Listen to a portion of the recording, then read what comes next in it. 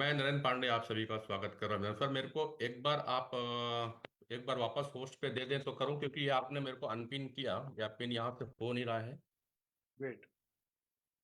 वो जब आप पावर करेंगे तो मैं आपको करूँ कि यहाँ से ना पिनिंग नहीं हो रही है। पिनिंग में क्या हो रहा है कि वो गैलरी पे व्यू नहीं पहुंच रहा है। एक मिनट मैं देखता हूँ और यू आर होस्ट नाउ। हाँ, तो मैं आप सबको एक बार हेड पिन किया। हाँ, राइट, मैं आपको अब होस्ट दे देता हूँ।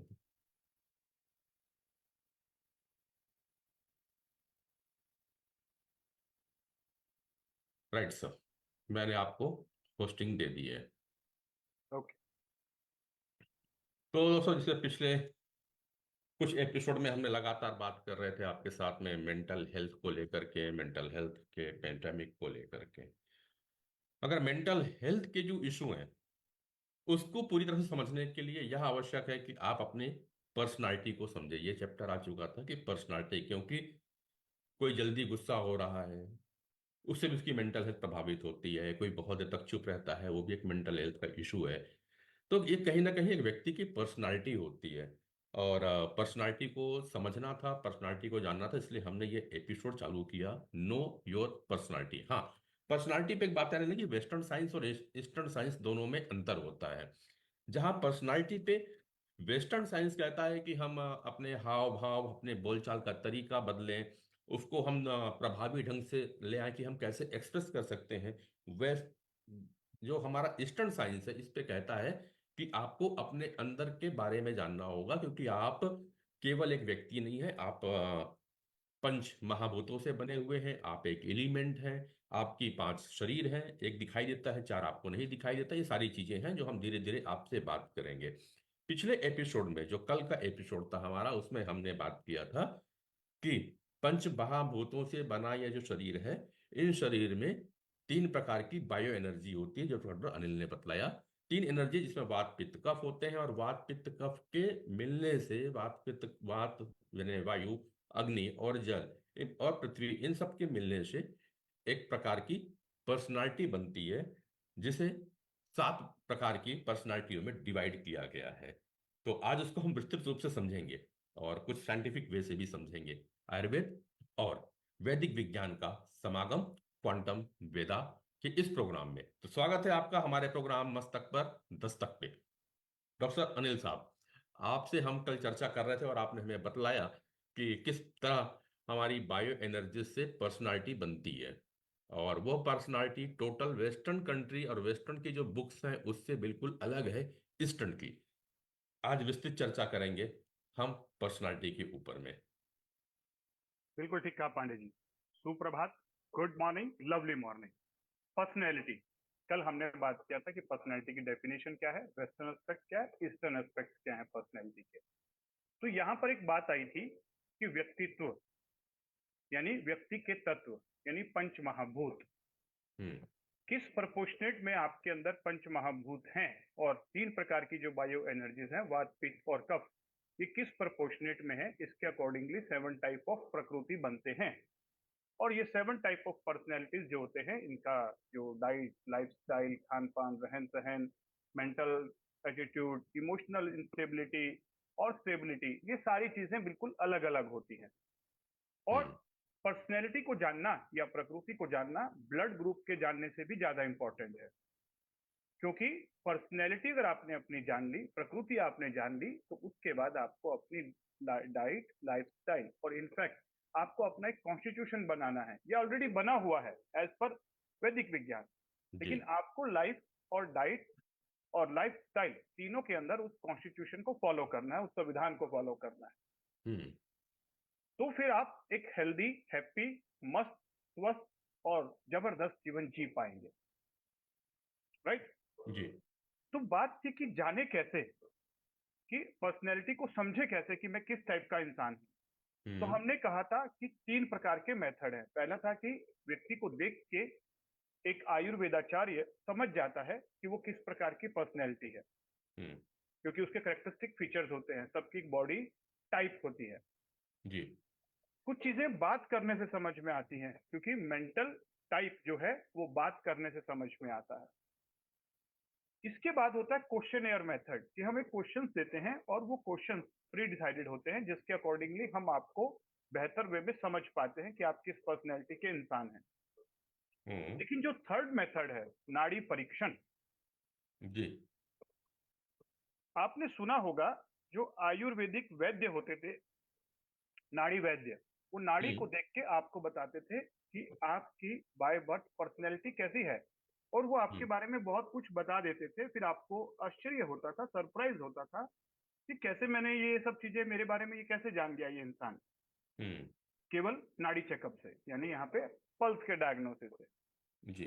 लेकिन ये एक विद्या है, ये एक साइंस है, ये ज्ञान है जो आयुर्वेद में बताया गया है कि व्यक्ति की जो बायो एनर्जीज होती हैं उसे पल्स के द्वारा एनालिसिस किया जा सकता है, और उसमें, उस पल्स में, उस नाड़ी में बहुत सारे फीचर्स होते हैं। उसका रेट है, उसका बल है, उसकी फ्रीक्वेंसी है, उसका टाइप है। तो ये हम्म। जो सारी चीजें होती हैं उसको देख के समझ जाते हैं एक वैद्य कि आप किस प्रकार के इंसान हैं। दूसरा, हम्म। वो समझ जाते हैं कि एट प्रेजेंट कौन सी बीमारियां चल रही हैं आपके अंदर, क्योंकि वो उस नाड़ी के हिसाब से आपको बताते हैं कि आपके साथ अभी ये एबनॉर्मल सिम्टम चल रहे होंगे। जी। यानी बीमारी की पकड़ भी होती है जिसे हम कहते हैं विकृति। हम्म। अब ये जो विज्ञान था ये धीरे धीरे लुप्त हो रहा है, क्योंकि बहुत कम ऐसे वैद्य रह गए हैं जिन्हें नाड़ी देखनी आती है। हम्म। तो वेस्टर्न वर्ल्ड ने हमारी इस ईस्टर्न साइंसेस को प्रॉपर वे में समझा और समझकर ऐसी क्वांटम डिवाइसेस इजाद कर दी हैं जिसके द्वारा हम ये पर्सनैलिटी एनालिसिस डिजिटल वे में कर सकते हैं। हम्म। एक ऐसी ही डिवाइस, क्वांटम डिवाइस, हमने पॉजिटिव हेल्थ जोन में रखी है, जो कि बहुत ही इंपॉर्टेंट है और बहुत ही ऑथेंटिक है और सटीक है, क्योंकि इसको डिस्कवर किया है डॉक्टर ओलिग सोरंकिन, जो रशियन साइंटिस्ट हैं, और इन कोलैबोरेशन विद डॉक्टर वसंत लाड, जो कि भीष्म पितामह कहे जाते हैं आयुर्वेद के। हम्म। तो ये कोलैबोरेशन से इन्होंने जो डिवाइस बनाई, ये हार्ट रेट वेरिएबिलिटी, HRV। और ये HRV जो है, हम मेडिकल साइंस में भी बहुत सारी डायग्नोस्टिक डिवाइसेस में यूज करते हैं। हम्म। तो HRV, heart rate variability, 5 minute तक यहाँ पर इलेक्ट्रोड लगाकर आपके नाड़ी के पल्स के एनालिसिस को, हार्ट रेट वेरिएबिलिटी 5 मिनट में कितना वेरिएबिलिटी आई, उसका एनालिसिस करके पल्स का एनालिसिस होता है। मैं आपको एक रिपोर्ट दिखाना चाहूंगा कि कैसी रिपोर्ट निकलती है और क्या क्या एनालिसिस वहां से निकल कर आता है, जी बिल्कुल। ताकि हम इसे और बेहतर वे में समझ सकें। हम्म।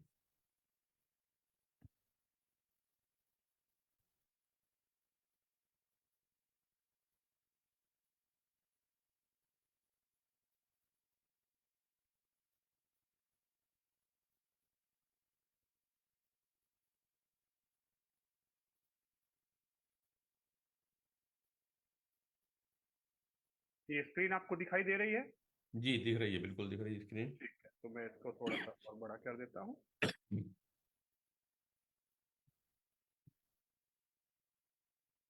अब देखिएगा, यह है आपकी रिपोर्ट का एनालिसिस, नाड़ी एग्जामिनेशन। हम्म। तो सबसे पहले इसमें ये जो ग्राफ बन रहा है, इस ग्राफ से हमें पता चलता है कि उसके हार्ट रेट वेरिएबिलिटी के अकॉर्डिंगली कैसा कार्डियो इंटरवेलोग्राम आ रहा है, स्कैटोग्राम कैसा आ रहा है, यानी पल्स का एक एनालिसिस। राइट। इसके बाद पता चलता है ये बात, ये है, ये हम्म। है ईड़ा नाड़ी और ये है पिंगला नाड़ी, रेड। हम्म। हम्म। ये बॉडी के मेटाबॉलिज्म को दिखा रही है और ये माइंड की एक्टिविटी को दिखा रही है। इस पेशेंट में या इस पर्सन में ये दोनों इक्वल चल रहे हैं, हम्म। और ऐसा होना भी चाहिए। लेकिन बहुत सारे लोगों में ये जो रेड वाला पार्ट है ये लो रहता है और माइंड वाला पार्ट हाइपर स्टेट में रहता है। यानी ओके। इसका एनालिसिस ये होता है कि व्यक्ति का शरीर कम चल रहा है और माइंड बहुत ज्यादा चल रहा है। हम्म। मेडिकल साइंस भी कहता है body is benefited by movement and mind is benefited by stillness. Hmm. यानी शरीर मूवमेंट के द्वारा, शरीर को मूवमेंट करने से फायदा पहुंचता है और मन को स्थिरता के द्वारा, शांति के द्वारा। लेकिन हम्म। आज के समय में body is at resting state and mind is at hyper state. मन में बहुत सारे विचार आ रहे हैं, मन अशांत है और शरीर बैठा हुआ है, सेडेंटरी हम्म। लाइफस्टाइल है। तो पहला एनालिसिस यहाँ से ये पता चलता है कि उसकी ईड़ा और पिंगला नाड़ी बराबर है या नहीं चल रही है, या कहाँ पर उसे इंप्रूवमेंट करने की जरूरत है। हम्म। अगला स्टेट आता है एनर्जी लेवल, हम्म। कितना एनर्जी लेवल है। तो जैसे इस व्यक्ति का जो एनर्जी लेवल है 687 है, यानी ये लो एनर्जी स्टेट में, हाइपो एनर्जी स्टेट में है। राइट, जनरली वन ये एनर्जी लेवल है, ये हमारी बायो एनर्जी की आप बात कर रहे हैं, प्राणिक ऊर्जा की। बॉडी के लेवल पर कितना स्टेमिना है आपका, यानी बॉडी बायो के लेवल में। कितना एनर्जी है, और लाइफ फोर्स एनर्जी कैसी है। लाइफ फोर्स एनर्जी की, राइट। ये 1000 से लेकर 6000 की रेंज में होना चाहिए, ग्रीन रेंज में। Okay. Less than 1000 means hypo energy state, and more than 6000 means hyper energy state. Hmm. Energy का डिप्लीशन होता है या कंजेशन होता है, अच्छा। दोनों ही अच्छा नहीं होता है। Energy should be balance. Hmm. कैसे कई बार कहते हैं ना, हाइपो टेंशन और हाइपर टेंशन दोनों अच्छे हम्म। नहीं होते। हम्म। हाइपोथायराइडिज्म, हाइपरथायराइडिज्म दोनों अच्छे नहीं होते। हम्म। शुगर का लो होना भी ठीक नहीं, शुगर का हाई होना भी ठीक नहीं। बिल्कुल। इसी प्रकार से लाइफ फोर्स एनर्जी का भी बैलेंस होना चाहिए, और वो है 1000 से लेकर 6000 के बीच। हम्म। और इस पर्सन का जो लाइफ फोर्स एनर्जी है वो लो चल रहा है। आगे हम देखते हैं, तो ये बताता है metabolic stress level. Metabolic stress कितना है, मेटाबॉलिज्म सही चल रहा है कि नहीं चल रहा है। ये हम्म। 25 तक होना चाहिए, और बहुत सारे लोगों का 75 100 तक दिखाई देता है। ओके। ऐसे ही इन्फ्लामेटरी थ्रेशोल्ड, जैसे हम मेडिकल साइंस में ईएसआर मेजर करते हैं, हम्म। सीआरपी मेजर करते हैं, ऐसे ही आयुर्वेद कहता है कि बॉडी के अंदर इन्फ्लामेशन कितना है, ये भी पता चल सकता है इसके द्वारा। अच्छा। ये 25 तक होना चाहिए। इस व्यक्ति का 39 चल रहा है, लेकिन ज्यादातर केसेस में ये 50-55 के आसपास देखने को मिलता है। हम्म। और आज की डेट पे ये जो क्रॉनिक इन्फ्लामेशन होती है, जो बॉडी में स्लोली स्लोली चलते रहती है, धीरे धीरे यही फिर एक डिजीज का फॉर्म ले लेती है। और कई बार तो ये ऑटो इम्यून डिजीज, एलर्जीज, और धीरे धीरे कैंसर का भी फॉर्म ले सकती है। हम्म। तो इसीलिए सीआरपी या ईएसआर जो बढ़ा हुआ है, इसी प्रकार से ये इन्फ्लामेटरी थ्रेशोल्ड उससे भी बियॉन्ड ये जाकर मेजर कर रहा है। कई बार सीआरपी और ईएसआर आपका हो सकता है ना बढ़ा हो, लेकिन बॉडी के अंदर इन्फ्लामेटरी आयुर्वेद के पॉइंट ऑफ व्यू से बढ़ रहे हो, तो ये यहाँ से पता किया जा सकता है। ये है रेट ऑफ बायोलॉजिकल एजिंग, कि आप एक साल में कितना एज कर रहे हैं। जनरली एक साल में एक ही तो बर्थडे मनाएंगे ना पांडे जी। हेलो। जी। लेकिन अगर ये रेट 50 से भी अबव आता है, तो उसका हम्म। मतलब है कि आप एक साल में 2 बर्थडे मना रहे हैं, यानी आप हम्म। फास्ट बूढ़े हो रहे हैं। एजिंग प्रोसेस फास्ट हो गया है। हम्म। और कुछ लोगों का ये एजिंग प्रोसेस 25 से भी लेस आता है, यानी वो एंटी एजिंग। कहते हैं ना कि यार 50 का है लेकिन दिखता है 40 का, हम्म। 70 का है लेकिन दिखता है 60-50 का। हम्म। तो ये एंटी एजिंग वाला इफेक्ट भी लोगों में देखने को मिलता है। इससे आप अपनी एजिंग प्रोसेस कितना फास्ट है, रेट ऑफ बायोलॉजिकल एजिंग, जी। ये जान सकते हैं। और आगे। इस रिपोर्ट में हम चार चीजें जान रहे हैं। यस। एक मेटाबॉलिज्म सही चल एक रहा है कि नहीं, मेटाबॉलिज्म सही चल रहा है कि नहीं चल रहा है बॉडी का। बॉडी में इन्फ्लामेशन तो नहीं है। बॉडी के अंदर के पार्ट्स जो हैं, हमारे ऑर्गन्स हैं, चाहे वो ब्लड वेसल्स हो या कुछ ऑर्गन्स हो, चाहे लीवर, किडनी, ये सारी चीजें इसके अंदर में आ रही हैं, जो इन्फ्लुएंस्ड का जो थ्रेशोल्ड दिखा रहा है, सही हो। राइट। राइट। दूसरा, और आप ये बता रहे थे, ये मेंटल लेवल बता रहे थे कि इसमें से किस व्यक्ति को स्ट्रेस, क्योंकि अगर वो आगे बढ़ रहा है, 48% से ऊपर जा रहा है, दैट मीन्स कि वो ज्यादा स्ट्रेस पे रहता है। राइट, बिल्कुल। मेंटल स्टेटस बता रहा है। मेंटल। और ये जो 49.3% वाला है, ये आपका। जो 49.3 है, ये आपका हम्म। बता रहा है रेट ऑफ बायोलॉजिकल एजिंग, कितना अच्छा। फास्ट आप एज कर रहे हैं। ठीक ठीक ठीक ठीक ठीक, राइट। तो हम्म। देखिए ये समझ गए। इसके बाद आप आएंगे आगे कि साइकोलॉजी, मेंटल स्ट्रेस लेवल कितना है। वो अच्छा। आपने मेटाबॉलिज्म पे स्ट्रेस देखा था, अब ये मेंटल लेवल पे स्ट्रेस बताता है। इमोशनल स्टेबिलिटी, इंस्टेबिलिटी या लाइबिलिटी कितनी है, डिप्रेशन के चांसेस कितने हैं, हम्म। एंग्जाइटी के चांसेस कितने हैं, ये भी सब पता चलता है अच्छा। प्रोबेबिलिटीज पर, नाड़ी के द्वारा। आगे हम्म। चले, तो ये है वात, पित्त और कफ। ये देखिए, ये हम्म। येलो जो है वात है, हम्म। रेड जो है पित्त है, और ब्लू जो है कफ है। हम्म। तो ये 1 to 5 नॉर्मल रेंज होनी चाहिए, जो ग्रीन जोन है ये वाला। अब ये व्यक्ति जो है, ये वात प्रकार का इंसान है, राइट। ओके। ये बेसिकली जिस पर्सन का मैं देख रहा हूं, ये कफ और वात पर्सनैलिटी थे। कफ वाता ओरिजिनल, ओरिजिनल पर्सनैलिटी वाज कफ वाता, लेकिन जब ये टेस्ट हुआ तब पता चला कि वात बढ़ गया है और कफ कम हो गया है, तो इनकी प्रकृति में विकृति आ गई है। अब ये वात कफ टाइप के इंसान हो गए, वात बढ़ गया, जबकि ओरिजिनल में बाय बर्थ ये कफ प्रवृत्ति के इंसान थे। राइट।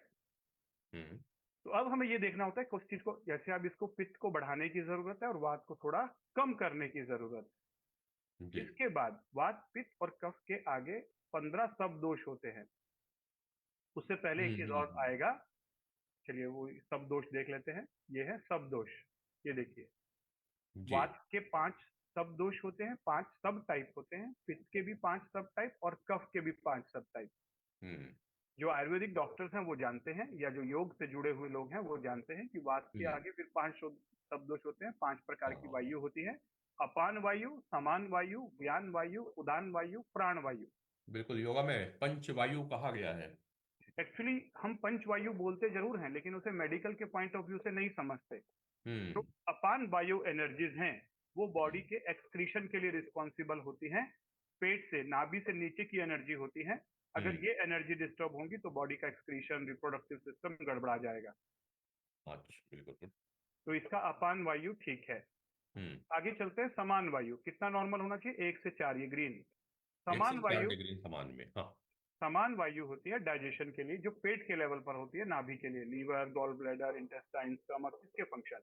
अब इसकी समान वायु कम हो गई है, इसलिए डाइजेशन के इश्यूज इसको रहेंगे। व्यान वायु जो होती है वो होती है पूरी बॉडी के अंदर, हाथ और पैरों में सर्कुलेटरी मूवमेंट्स के लिए।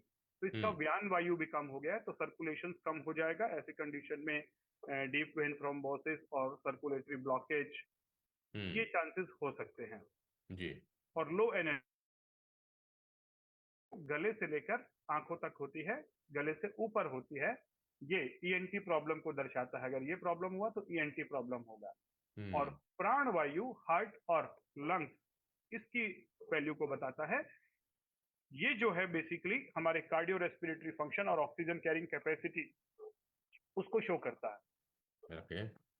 तो ये 5 प्रकार के दोषों से हम समझ सकते हैं कि कौन से सिस्टम में प्रॉब्लम आने वाली है, कहां पर प्रॉब्लम है और कौन सी बायो एनर्जीज को कम या ज्यादा करना है। इसी प्रकार से पित्त के भी आगे सब दोष होते हैं, साधका, आलोचका, भृंजका, रंजका, पंचका, पाचका। तो जैसे मान लीजिए आलोचक, आलोचक में गड़बड़ हुआ तो आइज की प्रॉब्लम आएगी और व्यक्ति ज्यादा आलोचना करना शुरू कर देगा। राइट। पाचक में कम हुआ तो पाचक में मतलब डाइजेस्टिव अग्नि कम हो जाएगी। डिफरेंट प्रकार की अग्नि होती है, उस अग्नि के अकॉर्डिंगली ये पित्त के 5 सब दोष होते हैं। ऐसे ही कफ के भी 5 सब दोष होते हैं, सर्पका, बोधका, श्लेषा, अवलंबका एंड क्लेदका। इनके भी आगे आगे इंपॉर्टेंस होती है जी। तो अगर हम जनरली नाड़ी से वात पित्त कफ समझते हैं, लेकिन इस एनालिसिस से 15 प्रकार के सब दोषों को देखा जा सकता है और फिर उसका डिटेल्ड एनालिसिस कि कहां पर प्रॉब्लम है, क्या सिम्टम्स आ रहे हैं और उसका क्या क्या करना होगा, ये सारा चीज यहाँ से पता चलता है। राइट। आगे चले तो ये है, आपने नाम सुना होगा कि सत्व, रजस और तमस जी, जो माइंड के लेवल पर होते हैं, जो हम पर्सनैलिटी एनालिसिस का एक अहम हिस्सा भी बोलते हैं। सत्व मतलब सात्विक, रजस मतलब राजसिक और तमस मतलब तामसिक। ये तीनों प्रकार के गुण हमारी खुद के माइंड में होते हैं, ये भी बायो एनर्जी होती है। ओके। जनरली ऐसा कहा जाता है व्यक्ति को सात्विक ज्यादा होना चाहिए, नंबर 2 पे तामसिक राजसिक होना चाहिए और नंबर 3 पे तमस होना चाहिए। लेकिन अभी अगर इस पर्सन का देखें तो सात्विक 34%, सत्व रजस 47% और तमस 18%। अब ये रजस जो ज्यादा बढ़ गया, ऐसे में क्या होगा, ये ओरिजिनल स्वभाव इसका सात्विक था, लेकिन अभी इसके अंदर विकृति आ गई है, तो इसके अंदर लालच, ग्रीड, है ना, अनसेटिस्फेक्शन, एग्रेसिवनेस, चीजों को पजेस करने का, चीजों को इकट्ठा करने की टेंडेंसी डेवलप हो जाएगी। गुस्सा ज्यादा आएगा, जेलसी ज्यादा होगी, जजमेंटल ज्यादा हो जाएगा। बोलते हैं ना, काम, क्रोध, जो द्वेष, ये सारी चीजें रजस में आ जाती हैं। तो रजस जब ज्यादा बढ़ेगा तो बॉडी के अंदर आपको स्किन प्रॉब्लम आएंगी, आपको डाइजेस्टिव इश्यूज आएंगे, आपकी अग्नि बहुत ज्यादा डिस्टर्ब हो जाएगी। अब ऐसे में इसको पूरा एक डू एंड डोंट्स का प्रपोजल बना के दिया जाएगा, इसका एक रिकमेंडेशन दिया जाएगा, जिससे इसका जो रजस है ये कम हो सके, क्योंकि रजस खान पान से भी बढ़ता है, इन्वायरमेंट से भी बढ़ता है, मेंटल थॉट से भी बढ़ता है। हम्म। तो कुछ प्रोसेस से गुजारा जाएगा, कुछ डिटॉक्सिफिकेशन किया जाएगा और कुछ डू एंड डोंट्स बताए जाएंगे, जिससे इसका रजस वापस लाया जा सके। अगर नहीं लाएंगे तो ये बहुत सीवियर स्किन प्रॉब्लम से सफर करेगा, और या आईबीएस या कुछ मेजर ऐसे डाइजेस्टिव इश्यूज आ जाएंगे लीवर के या गॉल ब्लैडर के, जो फिर बाद में मेडिकल साइंस के द्वारा ही ठीक किए जा पाएंगे। अच्छा। अब यहाँ पर ये सत्व रजस तमस और उधर वात पित्त कफ तीनों को हम्म। समझकर व्यक्ति का एक बताया जाता है कि आपकी पर्सनैलिटी क्या है, और क्या आपकी पर्सनैलिटी अभी नॉर्मल है या उसमें कुछ एबनॉर्मल चीजें डेवलप हो गई हैं, और अगर एबनॉर्मल आ गई हैं तो उसे कैसे वापस नॉर्मल लाना है। हम्म। इसी प्रकार से यह है प्राणा, ओजस तेजस प्राणा, ओटीपी कहते हैं ना, बहुत ओजस्वी बालक है, बहुत तेजस्वी बालक है। हम्म। तो ये ओजस तेजस प्राणा केवल बोलने के शब्द नहीं है, ये हमारी बायो एनर्जीज हैं। ठीक है। जिसका ओजस अच्छा होगा उसका बॉडी का स्टेमिना अच्छा होगा, इम्यूनिटी अच्छी होगी, ये हम्म। बॉडी के लेवल हम्म। पर होता है। माइंड हम्म। के लेवल पर तेजस होता है, जिसका तेजस अच्छा होगा उसका मेंटल पावर अच्छा होगा, कंसंट्रेशन, मेमोरी पावर और थिंकिंग एबिलिटी, डिसीजन मेकिंग बहुत अच्छे होंगे। हम्म। जिसका प्राणा अच्छा होगा उसका वाइटेलिटी बहुत अच्छा होगा, बिना थके सारे काम कर पाएगा, ऑरा बहुत अच्छा होगा। ओके। और ये ठीक। भी 1 से लेकर 5 के बीच में होने चाहिए। हम्म। तो इम्यूनिटी का मेजरमेंट अगर हम मेडिकल साइंस से कहें तो वो केवल सीबीसी करवा के ही बता सकते हैं कि सीबीसी ठीक आ रहा है हम्म। कि नहीं आ रहा है। हम्म। लेकिन यहाँ पर ओजस तेजस और प्राणा तीनों को देखकर समझा जा सकता है कि व्यक्ति का ओजस कम है कि तेजस कम है कि प्राणा कम है और कहाँ बिगड़ा हुआ है, और फिर उसके लिए रिकमेंडेशंस होती है, थेरेपीज होती है, जिससे उसका ओजस तेजस प्राणा वापस बढ़ाया जा सके। ठीक है। एक एलोपैथिक डॉक्टर होने के बावजूद मेरा आयुर्वेद में इसलिए इंटरेस्ट है क्योंकि ये बहुत ही डिटेल्ड और बहुत ही डीप लेवल की साइंस है, और ये हम्म। व्यक्ति को मदद करती है एक प्रॉपर हेल्दी लाइफस्टाइल अडॉप्ट करने में, एक डाइट प्लान बनाने में, और एक अपने आप को डिटॉक्स करने में।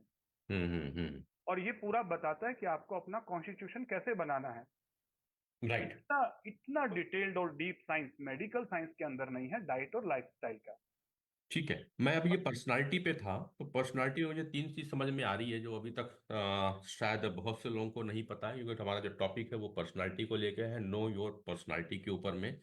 तो तीन प्रमुख चीजों से पर्सनालिटी बन रही है जो मैं अभी इस प्रेजेंटेशन से समझ पा रहा हूँ। वो ये है, एक है पहला VPK, वात पित्त और कफ, जो राइट। व्यक्ति की पर्सनालिटी को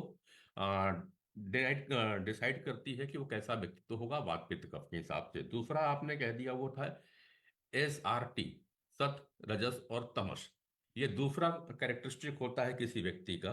और तीसरा आपने बता दिया OTP, ओजस तेजस और प्राणा, ये तीनों को मिला करके ही व्यक्ति एक पर्सनालिटी पे आता है।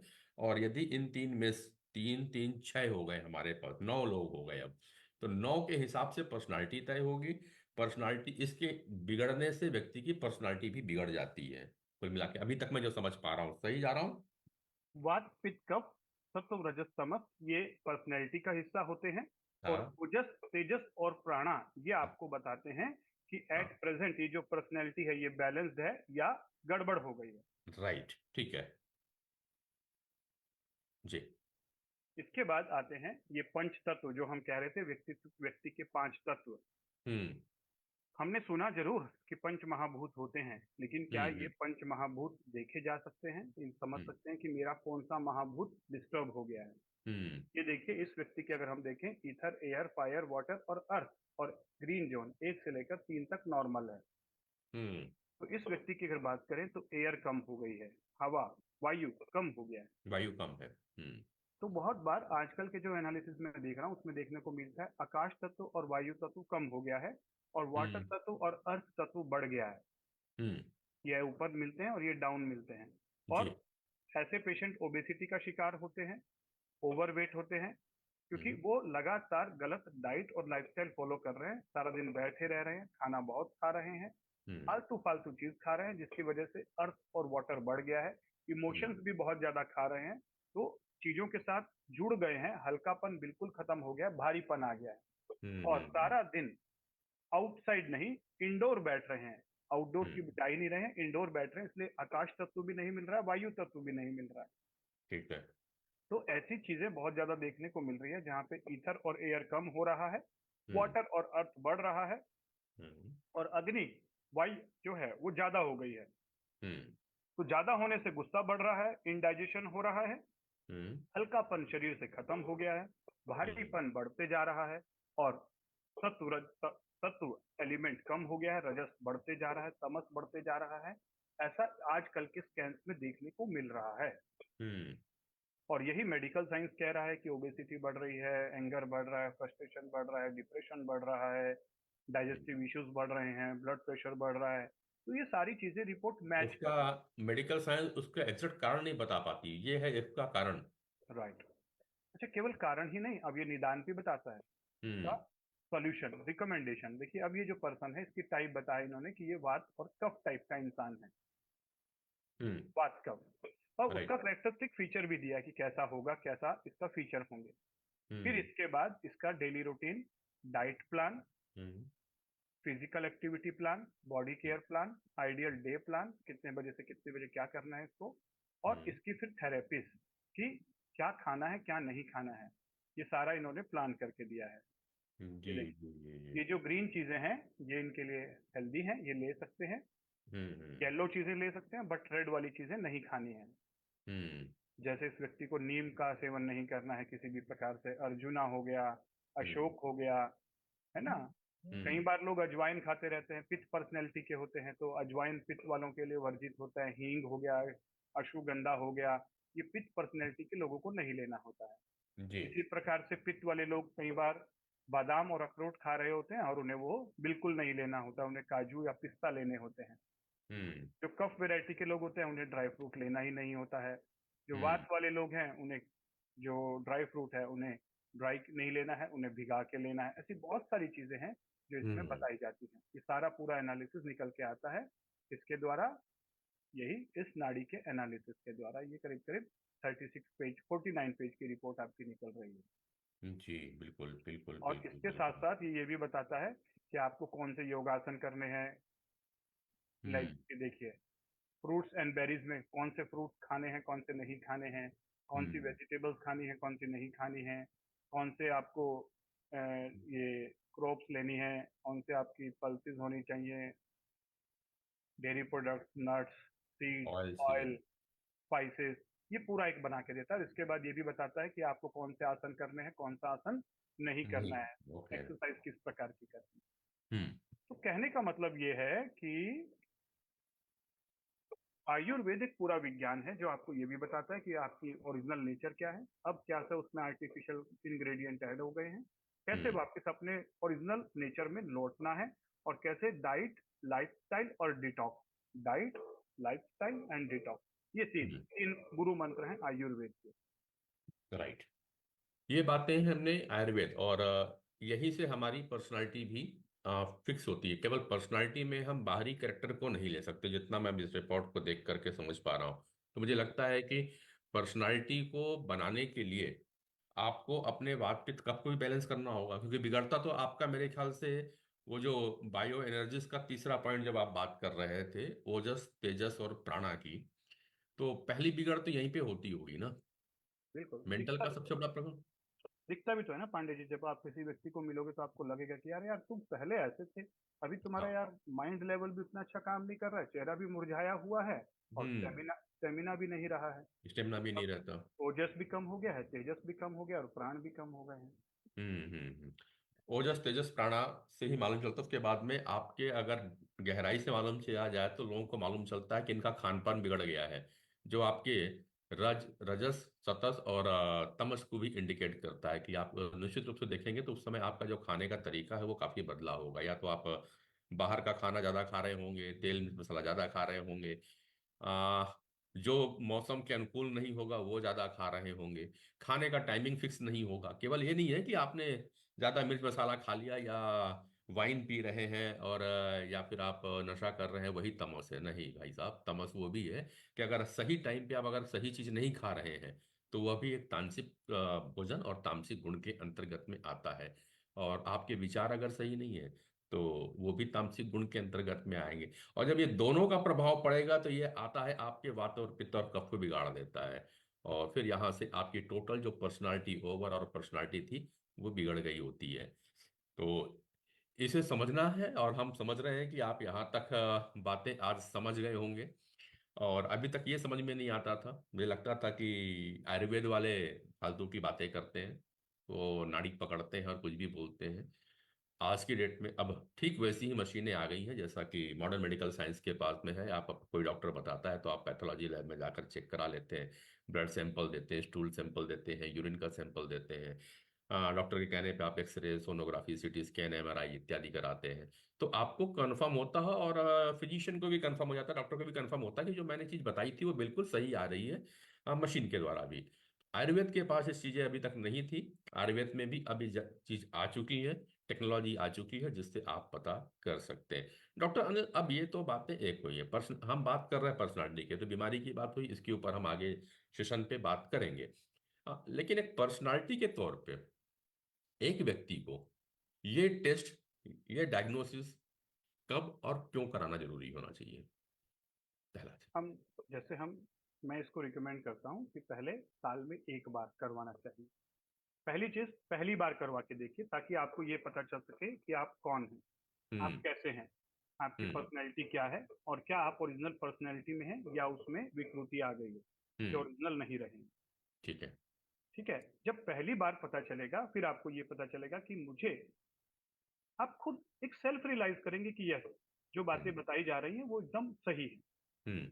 क्योंकि जब मेरे पास क्लाइंट्स आते हैं, पेशेंट्स आते हैं, और मैं उनको जब उनके बारे में बताता हूँ तो एकदम बिल्कुल बोलते हैं, सर इतना अच्छा तो कोई ज्योतिष भी नहीं बता पाता जितना हम्म। अच्छा आप बता रहे हो। मैं कहता हूँ मैं हम्म। नहीं बता रहा हूँ, ये आपकी नाड़ी बता रही है, ये आपकी प्रकृति बता रही है, और जी। आपने कभी समझा ही नहीं। वो कहते हैं सर, यस, रोने लग जाते हैं कई लोग तो कि सर मैं बिल्कुल ऐसा ही था बचपन में जो आप बता रहे हो, लेकिन अब नहीं रहा हूँ सर, अब जो ये विकृति आ गई है ना, ये डेवलप हो गई है, मेरी हम्म। पर्सनैलिटी चेंज हो गई है। हम्म। और फिर कहते हैं सर मुझे पहले जैसा बना दो। तो मैं कहता हूँ हम्म। पहले जैसा मैं नहीं बना पाऊंगा, आप जो हम बता रहे हैं उसको फॉलो करिए और बिल्कुल पहले जैसा बन जाएंगे, स्वस्थ, मस्त और जबरदस्त। राइट। डॉक्टर अनिल, अभी आप आयुर्वेद की बात कर रहे थे, तो मेरा एक प्रश्न और जाता है कि जब हमारे यहाँ पे आयुर्वेद में वात पित्त कफ बदलता है, बिगड़ता है, जिस पे पूरा आयुर्वेद की एक मुख्य विधा तैयार होती है, तो उस दौरान आयुर्वेद में एक ट्रीटमेंट होता है, जिसे थेरेपी कहा जाता है, और इसके लिए लोग अभ्यंगम, शिरोधारा, वस्ति इत्यादि कराते हैं। ये जो आपने टेस्ट किया, ये इन चीजों के लिए कितनी कारगर हो सकती है? क्योंकि अभी एक ट्रेंड चल रहा है, लोग यूं ही कभी भी निकल जाते हैं और जाते हैं, बोले चलो मेरा मसाज कर दो, और तो अब तो ठीक उस तरह के स्पा सेंटर खुलने लगे जिसमें पहले जिम खुला करते थे। तो राइट। थोड़ा सा इंडिकेशन मेरा इस ओर है, इसका क्या प्रभाव पड़ेगा, और ये हमें कराना चाहिए जाने के पहले या नहीं? मसाज एक अलग चीज है, और हम्म। आयुर्वेद का जो डिटॉक्स जिसे हम पंचकर्म कहते हैं वो एक बिल्कुल अलग कॉन्सेप्ट है। हम्म। जैसे हम गाड़ी की सर्विसिंग कराते हैं, जी। सर्विसिंग सेंटर में लेके जाते हैं 1 साल चलाने के बाद, और हम्म। वो उसके सारे पॉइंट चेक करके प्रॉपर वे में प्रोटोकॉल के तहत उसको पूरा क्लीन करके, क्लियर करके, रिजुविनेट करके आपको देता है, और फिर आप पूरा साल भर चलाते हैं। हम्म। पांडे जी, आपके पास कौन सी गाड़ी है? मेरे पास में टाटा की गाड़ी है ये। कितने की होगी अंदाजन रेट? आज की डेट में करीबन शोरूम जो है 6 के आसपास है, छह सिक्स लाख लैख के आसपास। साल में एक बार उसकी सर्विसिंग कराते हैं? 2 बार हो जाती तो। अच्छा। और ये जो आप अभी जिस गाड़ी में बैठे हुए हो, आप, आपकी ये जो हाँ। गाड़ी है, ये गाड़ी, हाँ। ये हाँ। कितने की होगी? इसका तो अनुमान लगाना मुश्किल है, कई करोड़ रुपए से ऊपर ही होगी तो। ऐसे तो ये अमूल्य है, लेकिन हाँ। अगर मैंने इसका एक रफ सा आइडिया लगाया कि अगर एक एक ऑर्गन को ट्रांसप्लांट करना पड़े तो इस पूरी बॉडी का जो मेडिकल एक्सपेंसेस आएगा वो हाँ। 18,000 करोड़ आएगा। और अट्ठारह उसमें, हजार करोड़ हाँ, और उसमें भी बहुत सारे ऑर्गन ट्रांसप्लांट नहीं हो पाएंगे। हाँ। और अगर बिल्कुल। दूसरे तरीके से समझना है तो आप सोच के देखिए, किसी को लीवर ट्रांसप्लांट कराना पड़ जाए तो लीवर हम्म। ट्रांसप्लांट के लिए लीवर ढूंढने के लिए कितने करोड़ रुपए खर्चे आएंगे? कोई ऐसे बिल्कुल। लीवर नहीं देगा। और अगर मैं आपसे कहूं कि आप अपना लीवर दे दीजिए, लाइए मैं हम्म। आपको 10 करोड़ देता हूं, तो आप मना कर देंगे। लाइए एक आंख दे दीजिए, मैं आपको 20 करोड़ देता हूं। हम्म। तो सोच के देखिए कितनी अमूल्य गाड़ी, कितनी महंगी गाड़ी हमारे पास में है, और इसकी कोई सर्विसिंग होती है ऐसा हमें मालूम ही नहीं है। हाँ, बिल्कुल। रिपेयर करवाते हैं जब इसमें कुछ बिगड़ जाता है, टूट जाता है, नी ज्वाइंट रिप्लेस करवा लिया, हिप ज्वाइंट रिप्लेस करा लिया, गॉल ब्लैडर निकलवा के आ गए, हम्म। ये जो है वो रिपेयर है। हम्म। और सर्विसिंग आयुर्वेद कहता है पंचकर्म। पंचकर्म एक बहुत ही ब्यूटीफुल प्रोसेस है, इसके बारे में हम एक पूरा सेशन लेंगे। एज ए बिल्कुल। एलोपैथिक डॉक्टर एक पंचकर्म के बारे में क्या समझता है वो जानना ज्यादा जरूरी है। आपने आयुर्वेद के पॉइंट ऑफ व्यू से बहुत बार सुना होगा, लेकिन हम्म। एक एलोपैथी डॉक्टर एक पंचकर्म को किस तरीके से समझता है वो मैं अपना पर्सपेक्टिव आपको दिखाऊंगा। तो जैसे हम गाड़ी की सर्विसिंग कराते हैं इसी प्रकार से 10-12 दिनों का जो प्रोसेस होता है, बहुत ही ब्यूटीफुल प्रोसेस, साल में एक बार जरूर लेना चाहिए ताकि ये गाड़ी मस्त चले, स्वस्थ चले, जबरदस्त चले। तो आज के लिए हम सेशन को यहीं पे विराम देंगे। आप सब स्वस्थ रहें, मस्त रहें, जहां भी रहें जबरदस्त रहें। हाँ, अपनी बायो एनर्जी को आप समझिए, पर्सनालिटी को समझने का आप बहुत प्रयास करते हैं। और मेरे बहुत सारे मित्र होंगे जो इस प्रोग्राम को देख रहे होंगे, व्यूवर्स में। और पर्सनालिटी डेवलपमेंट की बहुत सारी क्लासेस सुनी होगी जा करके, या तो यूट्यूब में बहुत से लोगों को आप फॉलो भी करते होंगे, पर्सनालिटी के बड़े बड़े विषयों पे वो ज्ञान देते हैं। मगर एक्चुअल पर्सनालिटी पे कोई नहीं बताएगा आपको, जो कि आपकी खुद की है। उस पर्सनालिटी को जानने समझने के लिए आपको वैदिक विज्ञान की ओर जाना पड़ेगा। और वैदिक विज्ञान इतना गूढ़ है, इतना कठिन है, इतना रहस्यमय है कि वो को आप आसानी से समझ नहीं सकते। इसीलिए मॉडर्न टेक्नोलॉजी का सहारा लिया गया है, और अब नई मशीनें इजाद हो गई हैं जिसके थ्रू आप अपनी एक्चुअल पर्सनालिटी को समझ सकते हैं कि आपका मूलतः स्वभाव क्या है, आपका बिहेवियर कैसा था जब बचपन में, और अभी आपने क्या क्या एडॉप्ट करके कचड़ा गंदा कर लिया है, वो देखना है। ठीक उस तरह जैसे जब आप कोई गाड़ी खरीदते हैं, मुझे डॉक्टर ने याद दिला दिया, तो गाड़ी खरीदते हैं साहब, तो पहले जब गाड़ी आई थी ना तो रोज उसको कपड़ा लेके पूछते थे। फिर उसको हफ्ते में एक बार हमने धोना चालू किया। अब कंडीशन साहब ऐसी आ गई है कि अब वो गाड़ी रहती है, जब हम जाएंगे 2-3 महीने में एक आध बार कहीं पे वॉशिंग के लिए दे देते हैं। और जब कभी लंबा टूर करके कहीं से आते हैं तो एक बार गाड़ी को सर्विस सेंटर में भेज देते हैं, तो वो जल्दी 6 महीने में एक बार होता है। लेकिन हमने जो अपने ऊपर कचरा डाला है, कुछ भी खा लिया, कहीं भी खा लिया, किसी से कहने से खा लिया, कभी भी सो रहे हैं, कभी भी जग रहे हैं, कुछ भी एक्सरसाइज कर रहे हैं, कुछ भी सोच रहे हैं, कुछ भी देख रहे हैं, इनसे हमारे शरीर के फिजिकल बॉडी में, हमारे इनर ऑर्गन्स में, और हमारा जो मेंटल बॉडी है, जो एनर्जी बॉडी है, इस पे क्या क्या कचरा जमा हो गया, क्या दुष्प्रभाव पड़ रहा है, इसकी जानकारी आपको होती नहीं है। और फिर आपका दोस्त या आपके चाहने वाले कहते हैं, अरे यार तू पहले जैसा नहीं रहा, तेरी पर्सनालिटी अब पहले जैसी नहीं है। तो अब मशीनें हैं। पॉजिटिव हेल्थ जोन रायपुर में है, आम्रपाली सोसाइटी, पचपड़ी नाका के पास में कलर्स मॉल के पीछे है। आप वहां पे आ सकते हैं, और एक बार इस मशीन को भी देखिए, समझिए, और टेस्ट कराइए सुंदर से गुरु के, और अपनी पर्सनालिटी को पता कर लीजिए। आ, खास बात यह है, कई लोग एक्सक्यूज देने में बड़े माहिर होते हैं डॉक्टर अनिल। तो मैं यहाँ पे विजिट करता रहता हूँ, तो मैं आपको बता दूं कि संडे को भी ये सेंटर खुला रहता है, केवल सोमवार को बंद रहता है, सुबह 10 बजे से लेकर के शाम को 5 बजे तक। ये एक आइडियल टाइम है आपको ये टेस्ट कराने के लिए बुलाते हैं। डॉक्टर अनिल, कुछ आप और शेयर करना चाहेंगे? इसके साथ हम आज की सुबह को विदा भी लेंगे। लास्ट में एक इंसाइटफुल बात कहना चाहूंगा। जी। 3 डाइट होती है। 3 डाइट होती है। जी। एक है फिजिकल डाइट हम्म। जो हम खाना खाते हैं, एक हम्म। है मेंटल डाइट, हम्म। और एक है एनर्जी डाइट। हम्म। और ये तीनों डाइट की वजह से ही आपकी पर्सनैलिटी चेंज होती है। जी। फिजिकल डाइट जो हम यहाँ से खाते हैं, मेंटल डाइट जो हम यहाँ से खाते हैं, हमारे थॉट्स और इमोशन, और हम्म। एनर्जी डाइट जो हमारा इन्वायरमेंट होता है, जो हमारे बायोफील्ड अपने आप लेते रहते हैं, किस एनर्जी में हम रह रहे हैं। ये सारी चीजें मिलाकर ही आपकी पर्सनैलिटी में चेंजेस आते रहते हैं। हम्म। तो समय समय पर ये समझते हुए कि मेरी तीनों डाइट में कहाँ बदलाव करना है, और तीनों को फिजिकल डिटॉक्स, माइंड डिटॉक्स और energy detox and energy balancing करना बहुत जरूरी है अगर आप स्वस्थ, मस्त, जबरदस्त रहना चाहते हैं। तो जितनी बातें आप सुन रहे हैं, हम हर विषय पे आपके पास में लेकर के आएंगे, मस्तक पर दस्तक के पे इस प्रोग्राम पे। हम बायो एनर्जी की बात करेंगे, हम वो बातें करेंगे कि जो सिद्ध पुरुष की जो फोटो दिखाई जाती है, जो प्रतिमाएं दिखाई जाती है, उसके पीछे में चक्र होते हैं, क्या आपके पीछे में चक्र है या नहीं, कभी सोचा है आपने? चक्रों की बात याद आ गई मुझे। तो आज एक वीडियो देख रहा था जिसमें 7 अंकों का बड़ा महत्व बता रहे थे। सुबह में 7 है, तो मुझे यहाँ ऋषि भी 7 होते हैं। तो शरीर के अंदर में 7 चक्र भी होते हैं, 7 रंग भी होते हैं, हमारे वातावरण में भी प्योर जिसे कहते हैं, जब सूर्य किरणें प्रिज्म के थ्रू गुजारी जाती है। इनका क्या महत्व है?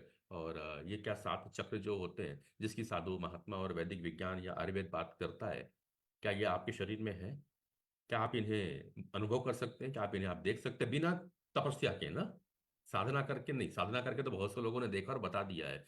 क्या आप वो देख सकते हैं, पता कर? इसके ऊपर भी हम चर्चा करेंगे। हाँ, बस आपको करना ये होगा कि फेसबुक पेज डॉक्टर अनिल को आपको फॉलो करना होगा, और डॉक्टर अनिल का यूट्यूब लिंक है, आप उस पर जाइए, सर्च करिए। साथ ही साथ नरेंद्र पांडे हूं मैं, मेरा भी एक चैनल है SCG न्यूज़ के साथ में, ये वीडियो आपको वहां भी मिल जाएगा।